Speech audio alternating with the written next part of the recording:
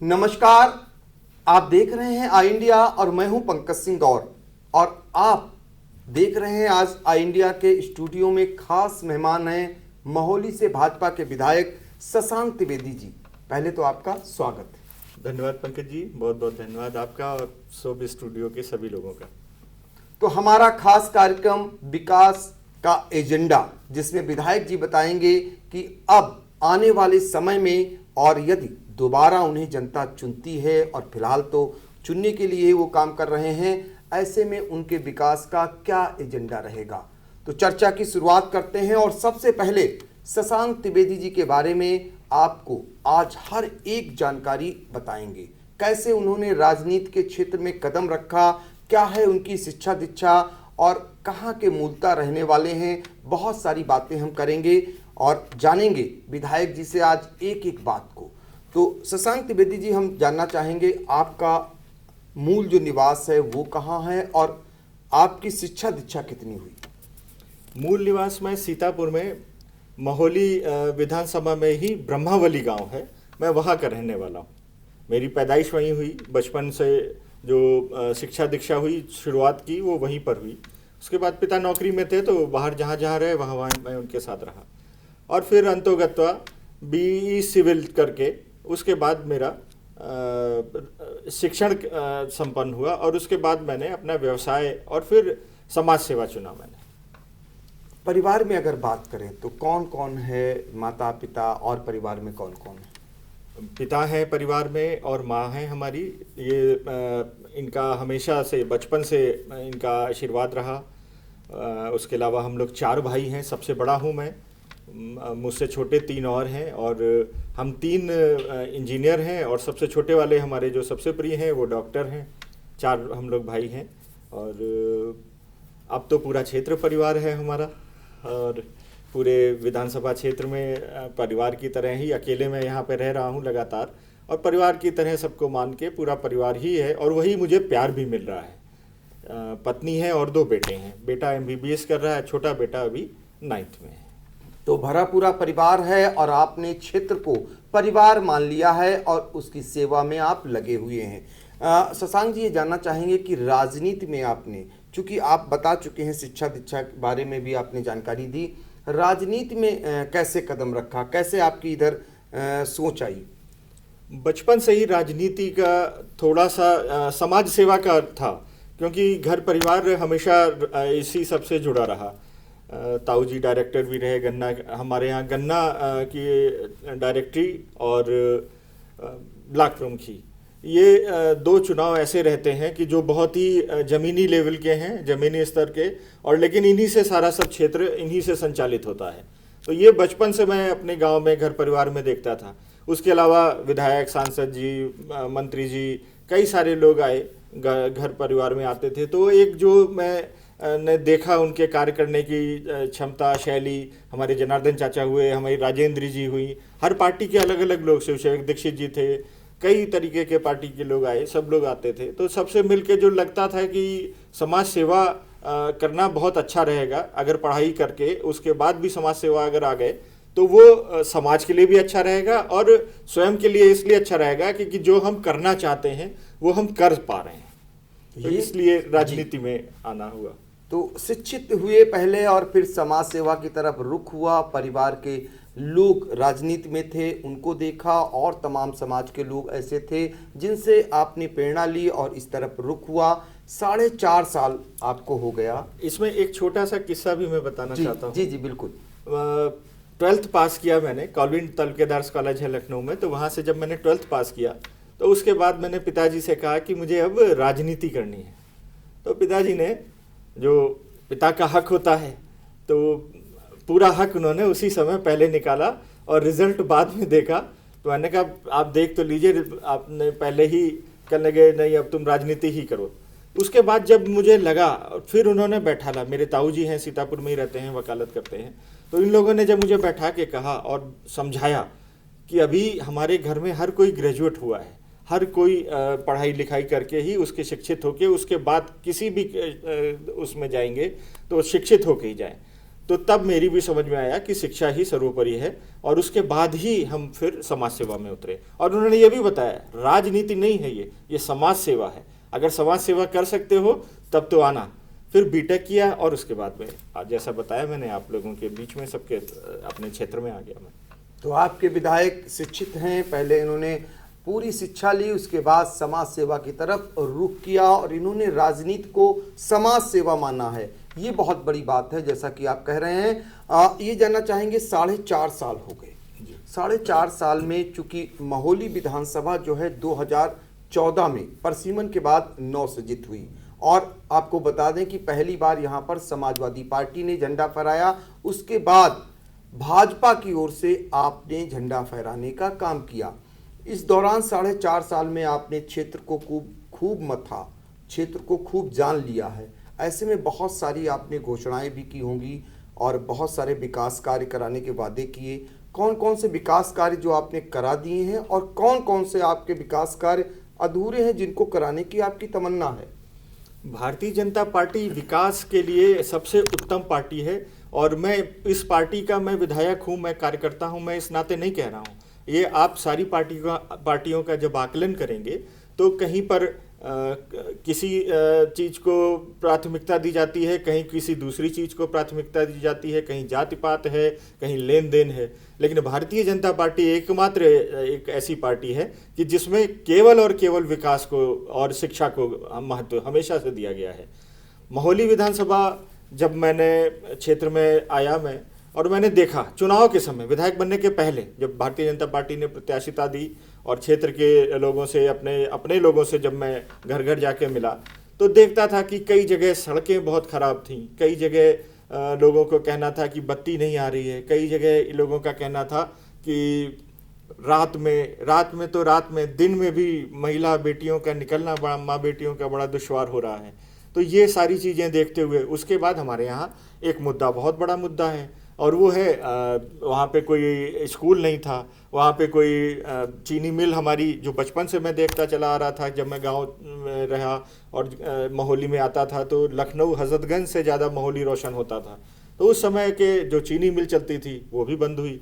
ये सारी चीज़ें कई सारी थी, तो मेरे मन में आया कि ये सारी चीज़ें इनकी शुरुआत जो मैं कर सकता हूँ। 4-5 साल कहने को बहुत होता है, लेकिन बहुत कम भी है, 5 साल का समय बहुत कम भी होता है। तो जब क्षेत्र में जब निकलना और जनता ने जब चुना और जनता ने कहा कि मेरा भाई मेरा बेटा विधायक बनेगा, उसके बाद में जब मैं क्षेत्र में आया तब मैंने प्रयास पहले दिन से शुरू किए। और मैं धन्यवाद देता हूँ, आभारी हूँ अपने माननीय मुख्यमंत्री जी का, जिन्होंने सबसे पहले महोली चीनी मिल का मुद्दा उठा के और उसको टेकअप किया। और वो मैं आज पहली बार मैं कैमरे के सामने आप लोगों के सामने मैं बता रहा हूँ कि महोली चीनी मिल सब कुछ बन के तैयार है, बस केवल और केवल कोर्ट की वजह से वो मामला रुका है। और जैसे ही कोर्ट में प्रयास जारी है, जैसे ही वो कोर्ट से निपटेगा मामला, तुरंत महोली की चीनी मिल का शिलान्यास होके और महोली की चीनी मिल शुरू होने जा रही है। उसके अलावा क्षेत्र में जैसा आपने पूछा कि क्या किया, क्षेत्र में भारतीय जनता पार्टी की सरकार में ये बताने लगेंगे अगर क्या किया तो आपका जो आधे घंटे का या 1 घंटे का जो समय होगा वो कई बार देना पड़ेगा आपको पंकज जी, क्योंकि बहुत कुछ हुआ। पहले बत्ती नहीं आती थी गांव में, अब 18 घंटे, 20 घंटे, 22 घंटे और कई जगह तो 24 घंटे। और सबसे बड़ा उसमें एक चीज़ आपको देखने को मिलेगा, मैं अपनी पार्टी की या अपनी सरकार की बड़ाई के लिए नहीं कह रहा हूँ, ये प्रत्यक्ष किम प्रमाणम। आप स्वयं देखें, कोई भी ऐसा जिला वीआईपी जिला नहीं है, वो चाहे गोरखपुर हो, वो चाहे मथुरा हो जहाँ के हमारे माननीय ऊर्जा मंत्री जी हैं, बनारस हो जहाँ के हमारे माननीय प्रधानमंत्री जी सांसद हैं, किसी भी जिले में आपको ऐसा नहीं दिखेगा कि यहाँ ज़्यादा बत्ती है, यहाँ कोई विशेष चीज़ें की जा रही हैं। सब जिले, हमारे महोली में मैं छोटा सा कार्य करता हूँ और महोली में भी 18 घंटे 20 घंटे बत्ती निर्बाध आती है, कोई समस्या नहीं है। उसके अलावा पहले मैं देखता था कि गांव में चूल्हा कितनी बड़ी समस्या थी, कितना ईंधन जलता था, कितना प्रदूषण होता था, प्रदूषण के लिए कितना सुप्रीम कोर्ट तक कितना उस पर वो रही। और ये सब चीज़ें जब होती थी तो चूल्हा, अब गैस, हर घर में गैस है। गैस के लिए हमारे क्षेत्र के लोग जानते हैं, मुझे लगता है पूरे प्रदेश के लोग जानते हैं। लाइनें लगती थी लंबी लंबी, और लोग अपना अंगोछा या कोई और ईंटा रख के चले जाते थे कि 2 दिन बाद नंबर आएगा तो ईंटा खिसकता रहेगा, अंगोछा आगे बढ़ता रहेगा। तो इस तरीके से होता। और अब घर घर सिलेंडर पहुंच रहा है, हर जगह बत्ती पहुंच रही है, गांव गांव में बत्ती है। लोग कहते हैं कि बत्ती, अभी एक गांव में मैं गया आज सुबह ही, यहाँ कार्यक्रम में आने से पहले जब मैं गया गांव में, तो कहने लगे भैया बत्ती बहुत आ रही है, चुई चुई पड़ रही है। हमने कहा क्या मतलब? तो कहने लगे कि वो तब पता चला जर्जर तार हैं, क्योंकि पुरानी सरकारों ने कुछ किया नहीं था। तो जर्जर तार जो थे वो जब बत्ती निर्बाध आ रही है तो गर्म होते हैं और गल के टपकने लगता है, उसका जो ऊपर लोहा और वो सब जो प्लास्टिक होता है। तो उन्होंने बताया कि चुई चुई पड़ रही है बत्ती। तो हमने कहा कि नहीं, आप चिंता ना करो, बत्ती लगातार आएगी। और मैंने तुरंत एक्सीडेंट लेसा को यहाँ पे फ़ोन किया और उनसे कहा कि अगर जहाँ पे भी ऐसे तार गड़बड़ होते हैं तत्काल प्रभाव से उन तारों को बदला जाए और उन तारों का सुधार करके बत्ती लेकिन कटना नहीं हो, बत्ती लगातार आती रहे। तो एक बड़ी जानकारी आपके विधायक ने दी कि महोली में चीनी मिल, जो महोली चीनी मिल की मांग बरसों से होती आ रही है, कई दशक से अगर कहें हम, अब वो बंद पड़ी है और उसको चालू कराने के लिए पूरी कवायद आपकी सरकार ने यानी योगी सरकार ने पूरी कर ली है। सिर्फ और सिर्फ पेंच फंसा हुआ है कोर्ट का। ये विधायक ने बड़ी जानकारी क्षेत्रवासियों को दी है कि उन्होंने इस क्षेत्र में भी किया है काम बहुत कुछ, और जैसे ही कोर्ट का पेंच हटता है बहुत जल्द ही महोली चीनी मिल भी चालू हो जाएगी। इसके अलावा आपने बिजली और उपलब्धि के तौर पर गैस की जानकारी भी आपने दी।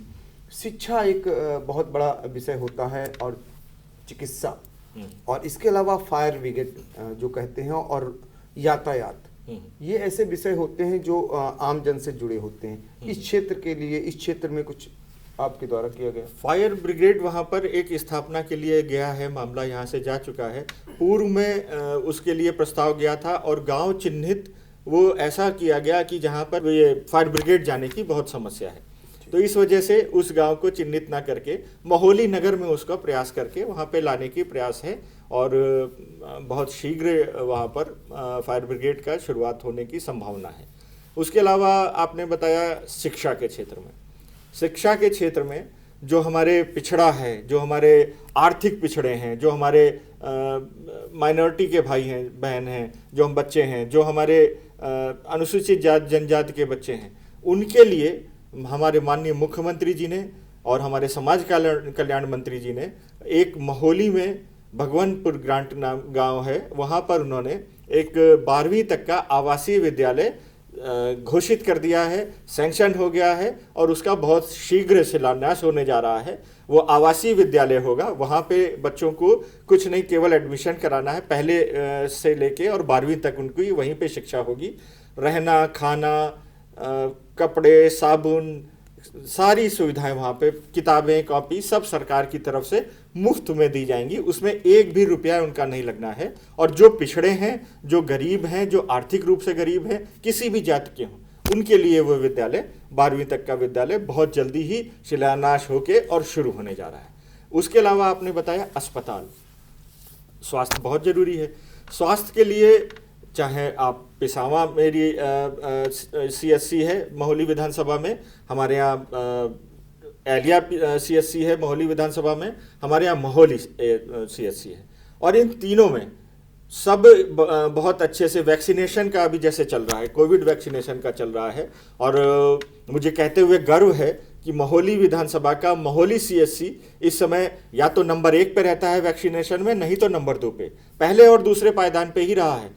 ये डॉक्टरों की, हमारे क्षेत्रवासियों की उत्साह है और लोगों के कार्य करने की शैली है डॉक्टरों की, लगातार वहाँ पे वैक्सीनेशन हो रहे हैं। और सबसे ज़्यादा मैंने देखा, एक दिन सीतापुर से कुछ लोग वहाँ पे खड़े हुए थे, मैं गया औचक निरीक्षण के लिए, तो मैंने पूछा कि आप लोग यहाँ कैसे, कहने लगे सीतापुर में कभी उपलब्धता हो पा रही है, कभी नहीं हो पा रही है, और महोली में मैंने उन लोगों ने नेट पे देखा तो महोली उनको अच्छा लगा और महोली आके रजिस्ट्रेशन करा के महोली में वैक्सीनेशन करवाई आके।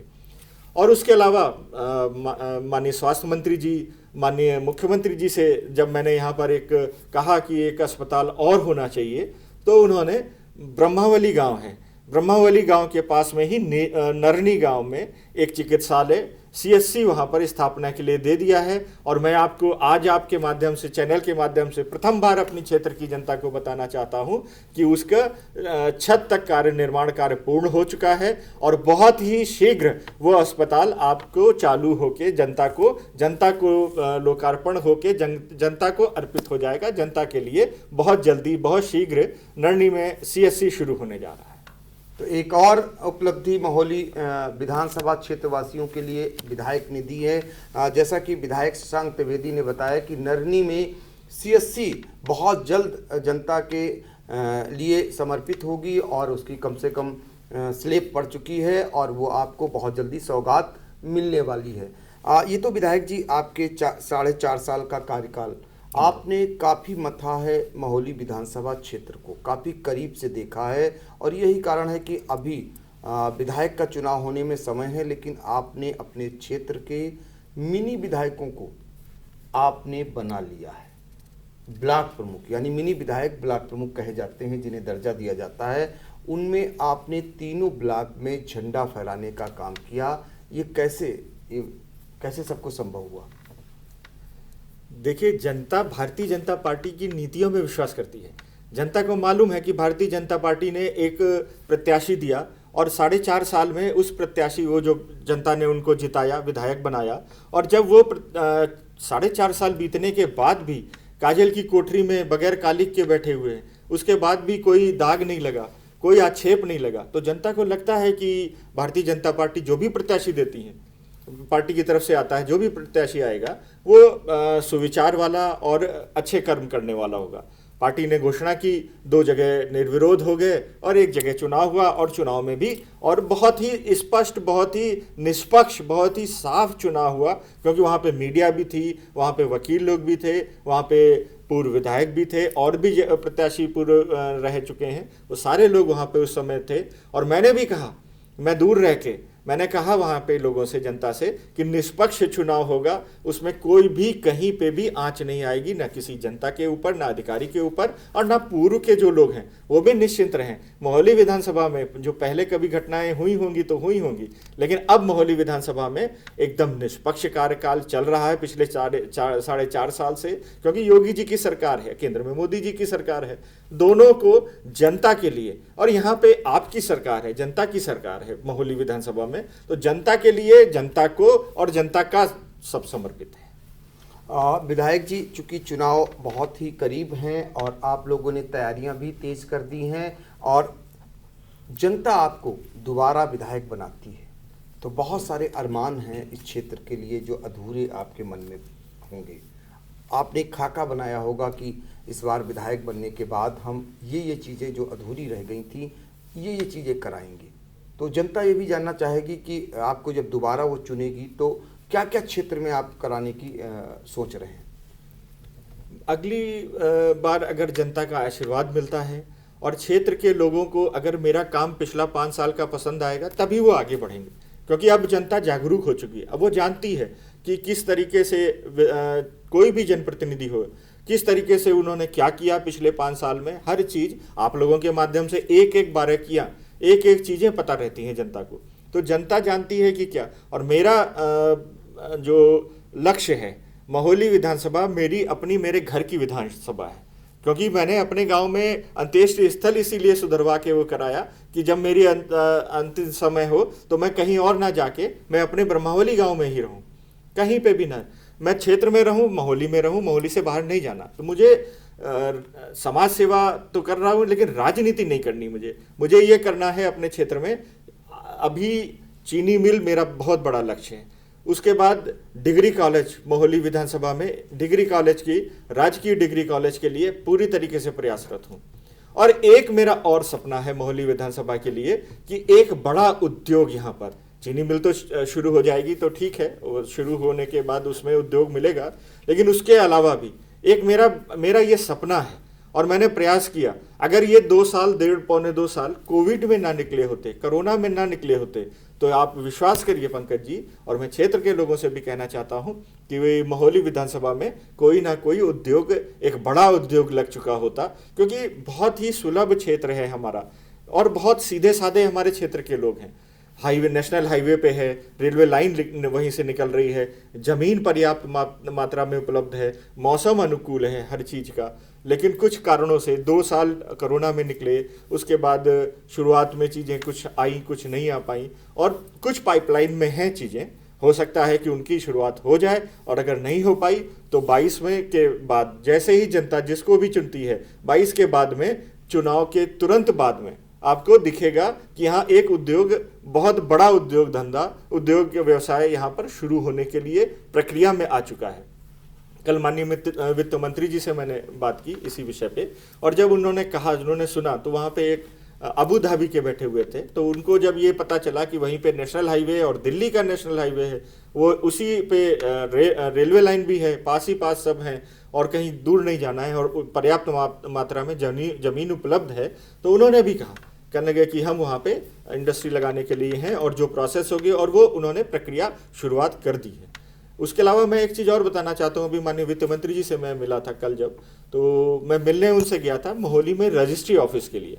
रजिस्ट्री के लिए मोहाली में बहुत दूर जाना पड़ता है, मिस्रिक वहाँ रजिस्ट्रार ऑफिस के पास रजिस्ट्री ऑफिस में जाना पड़ता है। तो उसके लिए भी मैंने महाराज जी से, माननीय मुख्यमंत्री जी से और माननीय वित्त मंत्री जी से जब उनसे बात हुई, तो उन दोनों का ये कहना था कि बहुत शीघ्र होगा, और कल उस पर आदेश हो रहा है कि बहुत ही जल्दी वहाँ पे डिप्टी रजिस्ट्रार मोहाली में बैठने लगे। तो ये है बहुत सारा कुछ क्षेत्र के लिए करने को विधायक जी के पिटारे में। आपका कहना है कि उनका प्रयास होगा, जैसा वो पूर्व में कह चुके हैं कि बचपन में वो देखते थे कि मोहाली हजरतगंज की तरह चमकता था, फिर से एक बार वो देखना चाहते हैं। यही कारण है कि वो चाहते हैं शीघ्र से शीघ्र चीनी मिल चालू हो जाए और वहाँ पर एक बड़ा उद्योग लगे, ताकि क्षेत्र के लोगों को रोजी रोजगार मिले, और वहाँ पर संभावनाएं भी हैं। इस दिशा में वो सरकार के वित्त मंत्री से भी मिल चुके हैं। साथ ही तहसील का जो तोहफा मिला है, उसके बाद आपने अब वहाँ पर रजिस्ट्री कार्यालय के लिए भी प्रयास तेज कर दिए हैं, क्योंकि वहाँ के क्षेत्र के बासिंदों को मिस्रिक जाना पड़ता है, जो उनकी पूर्व की तहसील हुआ करती थी वो काफ़ी दूर है। तो ताकि उनकी कठिनाइयाँ दूर हो सकें, उन्हें ये दिक्कत न उठानी पड़े, तो रजिस्ट्री कार्यालय के लिए भी उन्होंने एक कदम आगे बढ़ा दिया है। और उन्होंने एक बड़ी जो उन्होंने आगे के लिए सोचा है, वो सोचा है शिक्षा के क्षेत्र के लिए, और वो डिग्री कॉलेज, वो चाहते हैं कि एक डिग्री कॉलेज मोहाली में बने और क्षेत्र के लोग उससे लाभान्वित हों। जब शिक्षित होंगे तभी क्षेत्र का कुछ विकास होगा, जैसा कि आपके विधायक शिक्षित हैं। तो विधायक जी, आपने आज खुलकर बात की, अच्छा लगा मुझे, और ये मेरा सौभाग्य है कि मुझे आप जैसा एंकर मिला जो इतना बढ़िया प्रश्न किए मुझे। मैं क्षेत्र की जनता को बहुत सी बातें बताना चाह रहा था आपके माध्यम से। कई बार कई जगह पहुंच पाता हूं, नहीं पहुंच पाता हूं जनता तक, लेकिन आपके माध्यम से, आपके चैनल के माध्यम से मैं जनता तक अपनी आवाज़ पहुंचा पाया। बहुत बहुत आभारी और बहुत बहुत शुक्रगुजार हूं। बहुत अच्छा लगा यहाँ पर आके मुझे। तो ये आपकी शुक्रिया निश्चित तौर पर आई इंडिया के लिए एक बहुत बड़ा उत्साहवर्धन का काम करती हैं। फिलहाल मेरा मकसद यही है, चूँकि आपको जनता ने चुना है, आप माननीय विधायक हैं, ऐसे में हमारा भी फर्ज बनता है कि जो जनता आपसे सीधे नहीं मिल पाती है, बाय द वे, हम बहुत कुछ चीज़ें आपसे लेते हैं और जनता तक पहुंचाने का काम करते हैं। और आपने आज खुलकर उस पर बोला है, तो हम उम्मीद करेंगे कि अगली बार आप जनता की अपेक्षाओं पर खुद खरा उतरें और जनता आपकी अपेक्षाओं पर खरा उतरे। ये हमारी शुभकामनाएं भी हैं, और आपके लिए बहुत बहुत फिलहाल धन्यवाद। धन्यवाद पंकज जी, धन्यवाद।